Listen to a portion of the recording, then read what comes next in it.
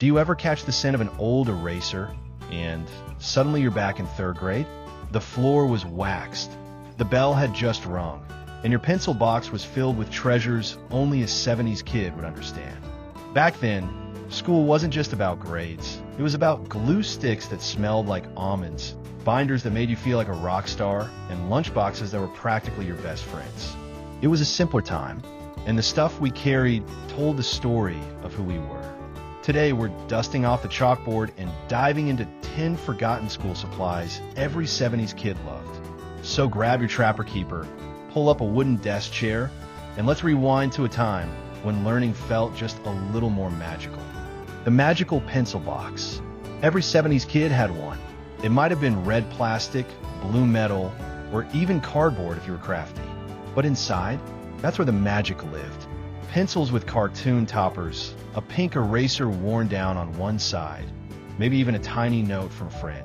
Some had secret compartments. Others had rulers built right into the lid. There was something comforting about opening it at the start of the day, like your own little locker inside your desk. And when recess ended, that click of the box snapping shut meant it was time to get serious, or at least pretend to. We didn't need smart cases or digital pens, just a sturdy box and a little imagination. These days, it might seem old-fashioned, but back then, our pencil boxes were treasure chests filled with dreams, doodles, and number 2 pencils. Multiplication table rulers. They measured things, sure, but they also helped you cheat just a little. Not that we were trying to get out of math, but hey, when 9 times 6 just wouldn't stick, that tiny chart at the bottom of your ruler saved the day. It was printed right there, neat and small, 1 by 1, 2 by 2, all the way to 12 by 12. And if your teacher wasn't looking, you'd glance down mid-test with the slyness of a spy. They weren't high-tech, but they felt clever, like you had a secret code in your hand. Some rulers were wood, others clear plastic, but they all had those golden numbers. Eventually, calculators took their place. But for a brief moment in time, these rulers made us feel smarter, sneakier, and just a little bit unstoppable. Giant pink erasers. They were so big they barely fit in your pencil box. The classic pink eraser, sometimes shaped like a bar of soap, was the unsung hero of our school days. You could erase an entire paragraph with it. Sometimes you had to. Spelling tests, math homework, doodles gone wrong. It handled it all. Well, mostly. It often left behind a pink smudge or tore your paper if you pushed too hard. But we trusted it anyway. Even the smell was oddly comforting, kind of rubbery, kind of dusty. And when it wore down to a nub, you'd still try to squeeze a few more erases out of it. We didn't need fancy click erasers or correction tape, just that chunky pink block of hope sitting patiently in our desks, ready for our next mistake. Snoopy lunchboxes and thermos sets. If your pencil box told the world how you organized, your lunchbox told them who you were. Were you a Snoopy kid? Maybe Evel Knievel or Holly Hobby. Each box was a badge of honor, carried proudly to the cafeteria every day. The metal sides were often dented, the stickers a little faded. And that thermos inside? It was always clanking around, sometimes with milk, sometimes soup, always with love. Opening it at lunchtime felt like a mini celebration. A sandwich wrapped in wax paper, an apple, maybe a Twinkie if you were lucky. The smell of peanut butter mixed with thermos-steamed bread still lingers in memory. Eventually, soft-sided bags took over, and the magic slowly faded. But for a 70s kid, that lunchbox was more than a container. It was a companion, a slice of home in a noisy, tiled cafeteria. The Trapper Keeper. There was nothing cooler than unvelcroing a Trapper Keeper. That sound alone, RIAP, was enough to turn heads. With wild patterns, neon colors, and folders that snapped into place, it felt like the future had arrived in binder form. Inside, you'd find your homework, sometimes, love notes, often, and way too many doodles.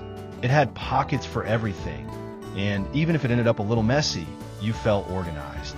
Everyone had their own style. Rainbows, racing stripes, or solid blue if you were serious.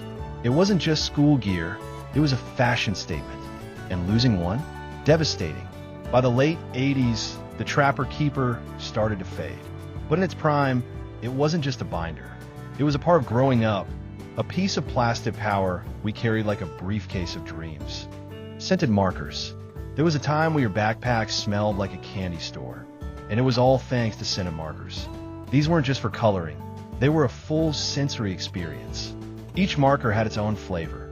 Cherry, blueberry, licorice, even pickle if you were unlucky.